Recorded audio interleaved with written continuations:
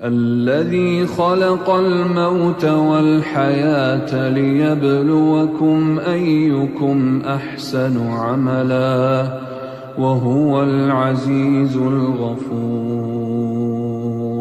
ایک نوجوان ہمارا تبلیغی دوست گلاسگو میں رہتا تھا، وہ بیمار ہو کے ہاسپٹل گیا ہے، تو اس کی جو اٹینڈنٹ نرس تھی اس نے 3-4 دن کے بعد کہا کہ آپ مجھ سے شادی کریں گے؟ اس نے کہا میں مسلمان ہوں، تم کرسچن ہو؟ کہا میں مسلمان ہو جاؤں گی، اگر آپ شادی کر دو تو میں مسلمان ہوں۔ اس نے کہا تم کس وجہ سے مجھے یہ پیشکش کر رہے ہو؟ وہ کہنے کہ میں 3 دن سے تمہیں دیکھ رہی ہوں تو کہ تم نے ایک دفعہ بھی نظر اٹھا کے مجھے نہیں دیکھا، میں نرس ہوں، میری زندگی یہاں گزری ہے، میں نے کوئی نوجوان ایسا نہیں دیکھا جو لڑکی کو دیکھ کے نظر جھکا لیتا ہو، میں پہلی دفعہ اپنی زندگی میں کسی کو دیکھ رہی ہوں کہ جب اس کے سامنے میں آتی ہوں تو اس کی نظر جھک جاتی ہے، تو مجھے یقین ہو گیا تیرے اندر سچائی ہے۔ وہ مسلمان ہو گئے، اس نے آگے کتنی بچیوں کو مسلمان کیا۔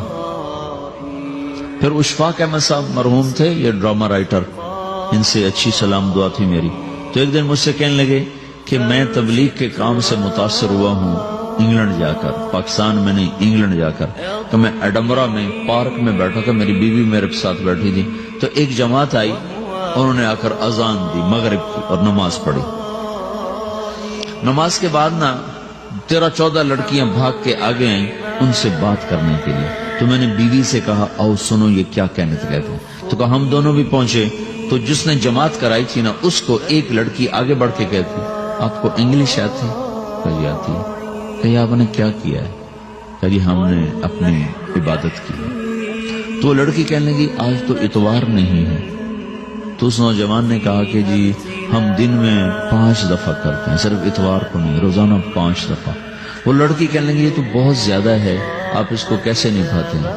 تو اس نے اس کو جواب دیا، 2-3 سوال اس نے اور کیے، جواب دیا، تو کہنے لگی اچھا بہت مہربانی، اس نے سے ہاتھ بڑھایا آگے ملانے کے لیے تو وہ نوجوان کہنے لگا میں آپ سے معافی چاہتا ہوں، میں آپ کو ہاتھ نہیں ملا سکتا۔ تو اس لڑکی نے کہا کیوں؟ کہ یہ ہاتھ میری بیوی کی امانت ہے اور کسی کو نہیں لگ سکتا۔ تو لڑکی کھڑی تھی، وہ زمین پہ گر گئی، صرف اس بہت وہ زمین پہ گر گئی، کھڑے کھڑے وہ زمین پہ گر گئی، اور وہ بچوں کی طرح رونے لگی پھوٹ پھوٹ کے، اور کہنے لگی وہ لڑکی کتنی خوش قسمت ہے جس کے تم خامد، کاش یورپ کے مرد بھی ایسے ہی ہوتے۔ جس رب نے نفسیات بنائی ہے، وہ اگر کوئی عورت کپڑے اتار دے تو اس کی نفسیات بدل جاتی، چاہے وہ مغرب میں پیدا ہو چاہے وہ مشرق میں پیدا ہو۔ عورت کی نفسیاتی حیا ہے اور وفا ہے، کسی وفادار کی تلاش ہے، تو وہ اس کو پتہ بھی نہیں ہے کہ مشرق کا حیا کیا ہے، لیکن وہ اس کو اللہ نے عورت بنایا ہے، اس کے اندر کی وہ نہیں مر سکتی چیز۔ کاش یورپ کے مرد بھی ایسے ہوتے۔ اور آنسو پوچھتی ہوئی وہاں سے اٹھ کے چل دی۔ تو اشفاق صاحب مرحوم کہنے لگے میں نے اپنی بیوی سے کہا بانو آج وہ تبلیغ ہوئی ہے کہ لاکھوں کتابیں بھی چھپ جاتی، وہ کام نہ ہوتا جو یہ نوجوان اپنے عمل سے کر لیا۔ تو میرے عزیزو کٹی پتنگ نہ بنو، اپنی کٹی پتنگ کی منزل کوئی نہیں رہتی۔ اللہ اس کے رسول کے ہاتھ میں اپنے ڈور دے کے چلو، اللہ اس کے رسول کی غلامی میں اپنے آپ کو چلاؤ تو اللہ تمہیں بھاگ لگائے، عزت بھی دے گا۔ اپنی منمانی میں کوئی راحت نہیں، اللہ کی قسم کوئی راحت نہیں۔ 6 بر اعظم پھر کے تمہیں بتا رہا ہوں کہ جو اپنی ترتیبوں پر چلنے والوں کے دکھ آپ لوگ اندازہ نہیں لگا سکتے۔ چلنا ہے تو اللہ اس کے رسول کی زندگی کو اپنا کے چلو، اللہ تمہاری دنیا بھی سکھ والی بنائے گا، آخرت بھی سکھ چین والی بنائے گا۔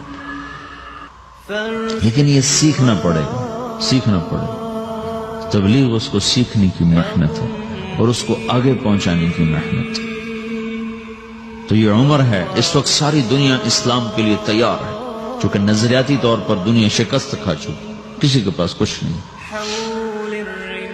تو ہمارے پاس ایک ایسا خوبصورت نظریہ ہے کہ جو ان کو بڑی تیزی سے اپنی طرف کھینچ سکتا ہے، اور اللہ کا احسان ہے کہ تیزی کے ساتھ نسلوں کا رخ اللہ کی طرف ہو رہا ہے.